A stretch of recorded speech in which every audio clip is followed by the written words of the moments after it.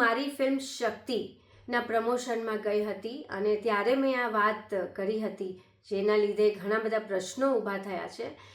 તો એ વાત મેં મારી ફિલ્મ શક્તિની વાર્તાના અનુસંધાને કરી હતી.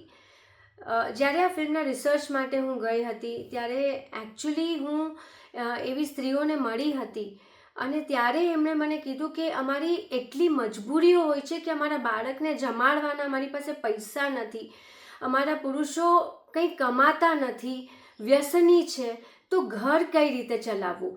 એટલે એટલી મજબૂરી ઘરમાં થઈ જાય છે કે અમારે આ કામ કરવું પડે છે. તો મેં એ લોકોને સવાલ કર્યો કે તો પછી તમને મનમાં કેવું ફીલ થાય છે, તમને શું વિચારો આવે છે.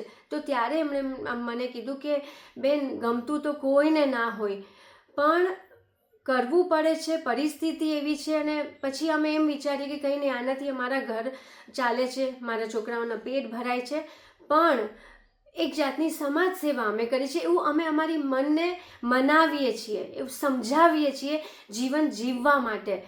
તો એ વાત એ વાર્તાને અનુરૂપ હતી, એ વાત મેં હું કરી રહી હતી, પણ એ અલગ રીતે લેવામાં આવી છે. પણ તે છતાંય કોઈના દિલ દુભાયા હોય, કોઈને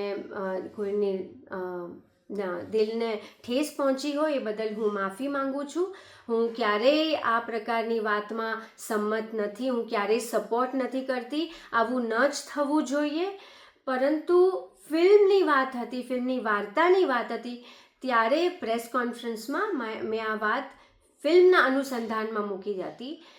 બાકી તમે મારા પર્સનલ ક્યારે પણ પોડકાસ્ટ જોયા હોય, ઇન્ટરવ્યૂઝ જોયા હોય, અમારી હંમેશા વાતો સંસ્કાર, સમાજ અને સંસ્કૃતિની હોય છે. અમે સાથે જોઈન્ટ ફેમિલીમાં રહેવાવાળા વ્યક્તિઓ છીએ. અમે વડીલોને રિસ્પેક્ટ આપીએ, આવી બધી વાતો અમે મૂકતા હોઈએ છીએ. એટલે આ પ્રકારની વાતોને હું ક્યારેય સપોર્ટ નથી કરતી. બસ આ જ વાત મારે કહેવી હતી.